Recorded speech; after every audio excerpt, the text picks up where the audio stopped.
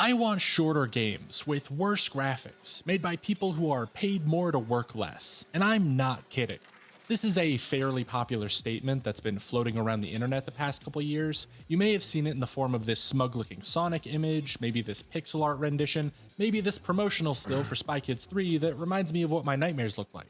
In any case, pretty much all of these memes have been spread around on social media, usually to a decent amount of virality. After all, the tweet that originated the phrase has tens of thousands of likes, and different variations of it still pop up here and there to start some discourse. The whole movement, I guess you could say, has sort of grown a mind of its own.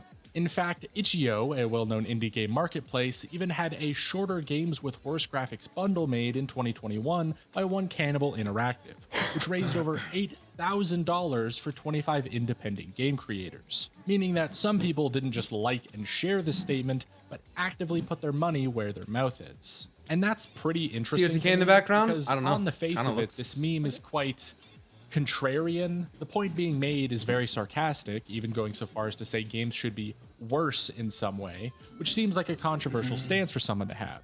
And yet, even looking at the posts I made asking people's opinion on it, many people agree with that stance. But I think it's that contrarian nature that made me so fascinated with this statement in the first place, because it's not just something people post in a vacuum. Agreeing with it doesn't just mean you don't like long games or good graphics. I mean, I'm sure some of you feel that way, but it's not what I see as the purpose of the statement or the reason for its popularity.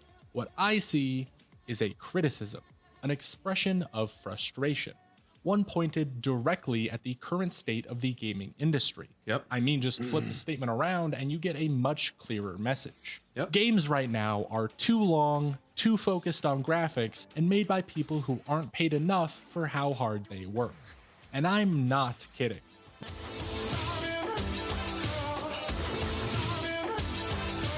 Video game length is a widely discussed topic that has had a huge amount of different arguments thrown at it. Especially when you factor price into the equation. There are many people that want games to be as large as humanly possible.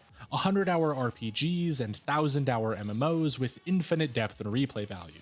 After all, they do cost money, so you should be able to get as much content as possible from them. This has created a sort of measuring stick certain people use for a game's quality, where they compare the amount of hours of content to the price tag and only consider it worth it to play if the hour per dollar ratio is high enough. For example, Cult of the Lamb, a rather quaint base-building dungeon crawler that looks like Animal Crossing went to hell, famously had negative reviews from these people, complaining that the game was less than 20 hours to beat while carrying a $20 price tag. The review that gained traction on Twitter notably compared it to Binding of $20 for a game that is 20 hours? Are you fucking kidding me? That's pretty damn good. That sounds like a pretty good deal. What? There's $60 games that you might not get 20 to 30 game like hours out of. Like, what? That's such a weird thing. Isaac, which they said was longer and therefore better. And yeah, that first part is true. Cult of the Lamb is about 20 hours, whereas Binding of Isaac with every expansion just barely beats it with over 500, because, it's a roguelike game. Honestly, I think a lot of my thoughts on video game length are the same as my thoughts on open worlds. That being that I typically don't enjoy long games or large open worlds because the massive amount of content they boast is meaningless. It's reused and repeated side quests or filler that you're expected to do over and over again to simply run up the number of hours you're in the game. Yep, I actually agree with that, and I don't think that I don't think that all open world content in video games necessarily is like that, but I would prefer something more dense and not as small or not as large, with more depth and meaning to it. I feel like the take that people want like more open world games is like something that I don't necessarily like personally agree with, because there certainly are limitations to open world, and you can only make something feel so big before it starts to also feel just empty. And sure, if the reason you play games is to just waste time or spend as much of it as possible doing pointless tasks, then these types of games can be very fun. Subnautica is like not gigantic. Like, it's a pretty good size map, but it's not fucking gigantic. But everywhere you go, you find something interesting and different and new, and that's what makes it fun. It's just so different, the different biomes. It just makes for a very fun experience. You get a lot of different experiences in one in one, I don't know, without having to be gigantic. So I put over 100 hours each into Lost why does Ark an and open Black Desert deep as a Online pond? because they were Or easy why does an ocean, pardon me, deep as a pond? Yeah. find while listening to a podcast. But none of those hours were meaningful to me. Give me the option to take them back and I wouldn't a heartbeat. Whereas two of my favorite games of all time are Hotline Miami and Dishonored. Both games that you can beat in a dozen or so hours, but every one of those hours for each game were well worth it to me. They had purpose and reason, they actively felt fun and worthwhile, they even got me to think and feel and engage with the game. But did they get him to hear? Dun-dun-dun. He said two of them. Had purpose and reason, they actively felt fun and worthwhile, they even got me to think and feel and engage with the game rather than just mindlessly consuming content the whole time. I wouldn't trade the time I spent playing them for anything, and I replayed Hotline Miami for over 70 hours. Listen, cry. And that's sort of my point. No, Put it it's not. simply, Not I consider a particularly. 5-hour game that I can put 70 hours into infinitely better than a 70-hour game that I barely cared enough to finish. Yeah. Anyway, video game graphics is then the next most controversial issue. I'm going to be honest, I think to an extent FF16 struggles with that. I think that there's parts of FF16 that frankly like just kind of don't even necessarily need to be there. Like it just, I don't know, could have been done in a manner that was a little more impactful, but if you play it through FF16 just through the MSQ and you like literally skip everything else and you tunnel vision MSQ, it's a pretty good experience, but pacing wise, it just kind of had that issue sometimes for me. And almost definitely the most hotly debated online. Should games focus on better and more realistic graphics, or should they be Stylized. worse? And to clear things up, I don't think anyone is really advocating for literally worse graphics, as in the game looks like shit, It's different but more style. so stylized graphics Yeah. that might not be as technically impressive. I mean, if you are someone who prefers their games to look terrible, more power to you, but I don't think that's what most people mean. And this argument, like the last one, is pretty subjective. I mean, hyperrealism is just another art style anyway, so what you prefer is up to you, and people have different reasons for liking different things. Very true.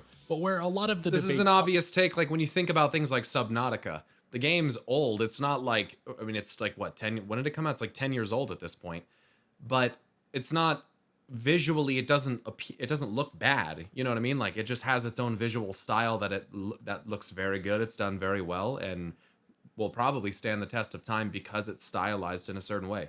Not everything has to be, you know, super fucking realistic or like high fidelity in order to look good. So I definitely agree with the take about like graphics are not like a black and white choice. Like graphics really are one of the most subjective things when it comes to video games. comes from is the people fighting to get games to be made in their preferred style. Or Yeah. much more commonly, complaining that a game that does attempt to be technically impressive isn't impressive enough. Yeah. Yep. I like that take a lot. Actually, let's hear that again. Hyperrealism is just another art style anyway, so what you prefer is up to you, and people have different reasons for liking different things. But where a lot of the debate comes from is the people fighting to get games to be made in their preferred style. Or much more commonly, complaining that a game that does attempt to be technically impressive isn't impressive enough. There is a fairly substantial portion of the gaming community that seems to completely dismiss every game that isn't the most beautiful looking piece of software ever created. If a game This guy's got good takes, dude. I like this guy. This guy's got some good takes. doesn't push the graphical boundaries like Red Dead Redemption 2 did, well, it's basically useless to them. Spider-Man PS4 got pretty notoriously attacked on social media for quote-unquote Puddlegate, where people were upset that the puddles from one of the early gameplay trailers looked better than the ones in the final release. This is, if I may be so bold, really stupid. It's a dumb controversy propagated by people online whose opinions I don't really respect. But the controversy continues, with games like God of War Ragnarok being ripped on for not letting you cut down the trees, and Legend of Zelda Tears of the Kingdom getting called out for low-quality textures by ex-game developer David Jaffe, who had a mental breakdown on Twitter over it. Here's what his last game looked like, by the way.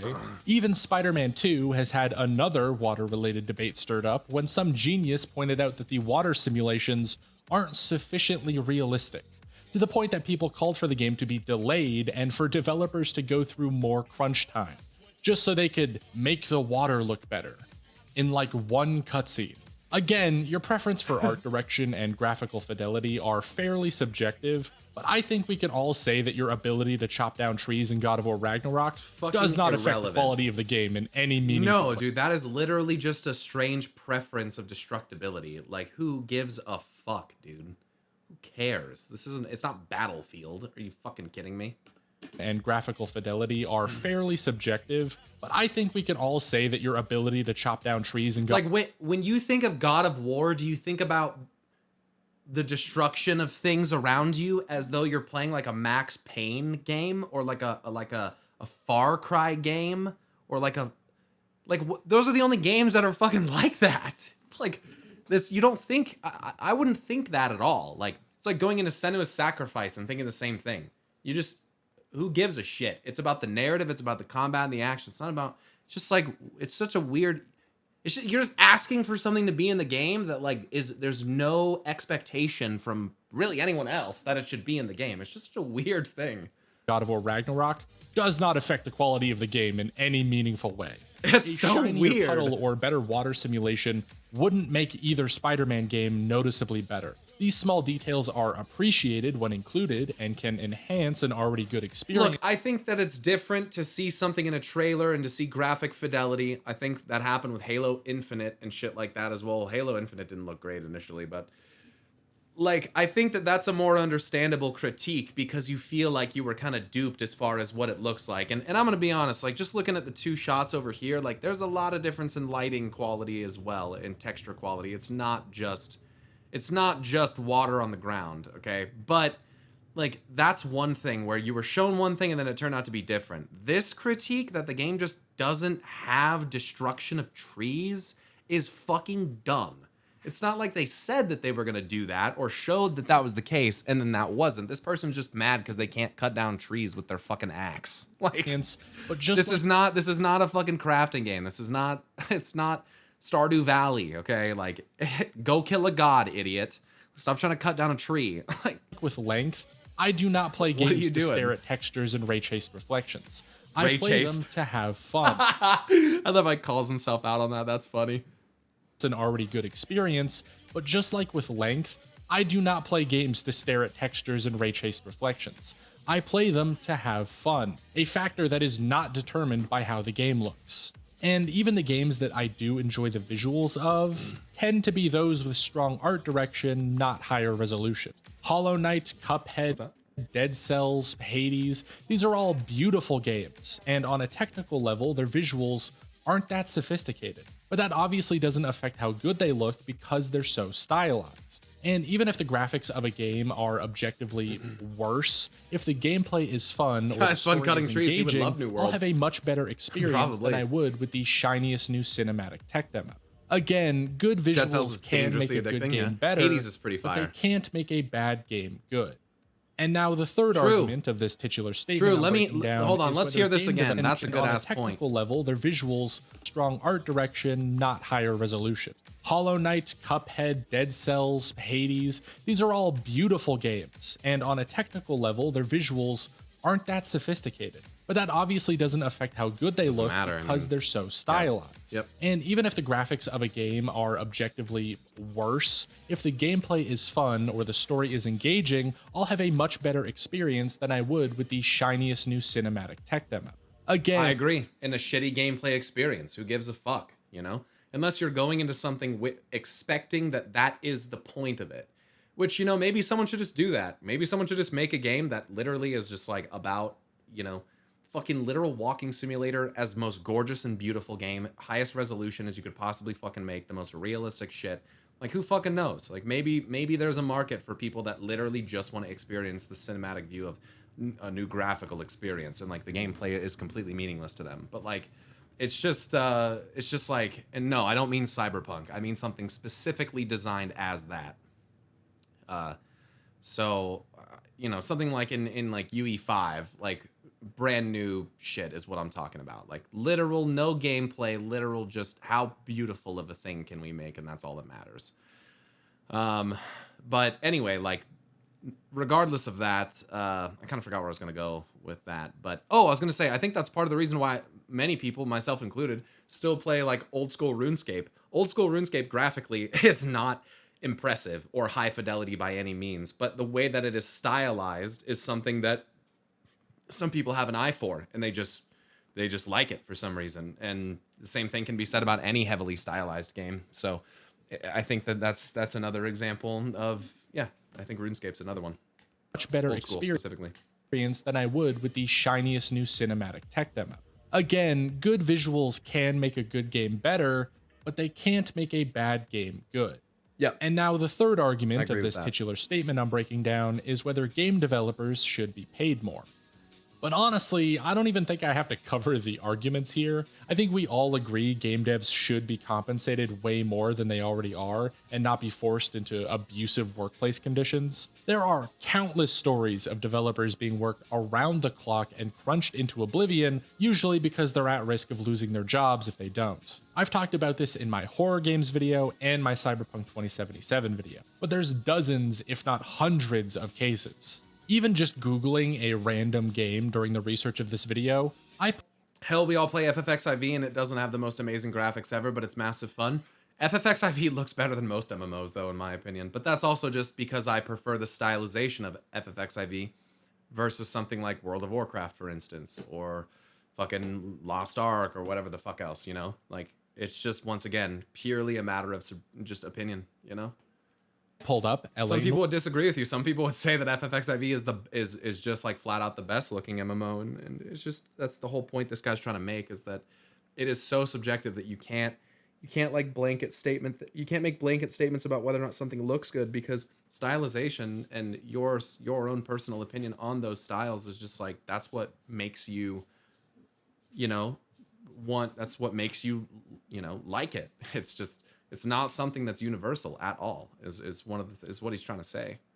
Noir, a game that allegedly, according to leaked emails and verified anonymous sources, had people working up to 110 hours a week, where most of the developers were unpaid for that overtime, and dozens went uncredited on the final game because so many of them left before the final release. An investigation was launched into Team Bondi to try and uncover these very unethical working conditions, and they went bankrupt 2 months later. However, ultimately, all these arguments within the titular meme are somewhat common sense. I've just given an explanation as to why they exist and why I agree with them, but that seems to be kinda it. Video game length and graphics are very subjective at the end of the day, even if some sides of the argument are made by complete morons. And discussions about developer treatment are always good to have, but it's an incredibly uncontroversial opinion. Plus, just having a discussion doesn't really change all that much. Yeah, it's not that controversial. I suspect this video is not the first time many of you are hearing about how bad developers are treated. It's not a controversial take to be like, yeah, developers deserve to be treated better and have better working conditions and get paid more. That's not controversial. Just for the record, if anyone tries to tell you that's controversial, they're probably an asshole. Certain that this video is not going to single-handedly fix it. So then, why did I make this video? Why am I talking so much about this statement? Well, this, and this, and this, and this, and all of these. What just popped up on screen right now might be familiar to you. Honestly, it probably gave some of you video game nom flashbacks. These are all developer messages. More specifically, apologies. Apologies for games being delayed to focus on finishing development, and apologies for games being released in a broken state anyway. What should be immediately apparent to you is that there is quite a few of these. So many, in fact, that people have literally begun to turn them into memes. And it's kind of weird because it almost feels like the attitude about publishing the games is that it's better to ask for forgiveness than permission. And it's almost like it's always better, or they think anyway, that it's better for them to just like apologize and not to, I don't know, dude. It's so fucked up that shit gets released before it's ready. And then it's ridiculous because in some cases it gets fixed in such a like quick amount of time after release. It's like, why didn't you just fucking wait to release it, dude? Like, I just don't. I don't know. It's weird. It is darkly humorous to me that developers apologizing for their game launching completely broken have become so common that people have already predicted the format of their apology message. That should tell you everything you need to know about the current state of the gaming industry. Recent AAA games, namely ones like Star Wars Jedi Survivor, Forspoken, Redfall, and The Last of Us PC, have been coming out so broken on release that it seems like a joke to even call it a release. It's more like an accidental paid beta. You could probably count on one hand the number of major game releases this year that didn't have problems. And this is why I wanted to talk about this statement, because all of these broken games seem to have a few similarities I want to point out. You see, outlined in the common law of business balance is a certain model for analyzing a project's success. It follows a basic model predating the theory of constraints, which balances out different factors in order to measure quality. And it looks something like this.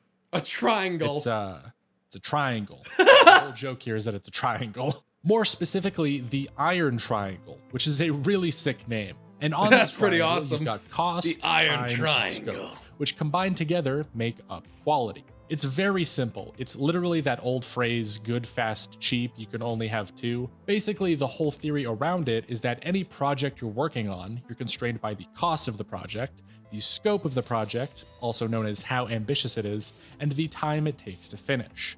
Balancing all three of these gets you a quality product, and breaking this balance results in poor quality. So if you want something done fast and cheap, it can't be ambitious. You want to finish an ambitious project in a reasonable amount of time, it'll cost a ton of money. So on and so forth. You should already be able to see how this affects video games and why I'm bringing it up, because it basically connects everything I've mentioned so far.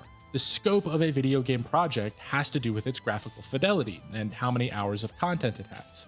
The cost of a video game is related not only to how much money a studio spends, but also how much work the developers have to put into it. And the time is obviously tied to the deadline and production cycle most games are on. To expand a bit on that last part, since I didn't bring it up earlier. Deadlines and production cycles, in my opinion, are why video games are suffering. That's honestly, like, I know that's like such a simple fucking take, but like deadlines and production cycles are not good, dude.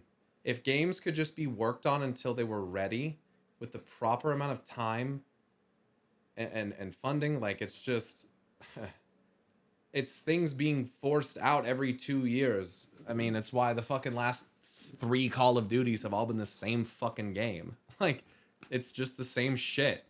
So I don't know. I feel like if I don't know.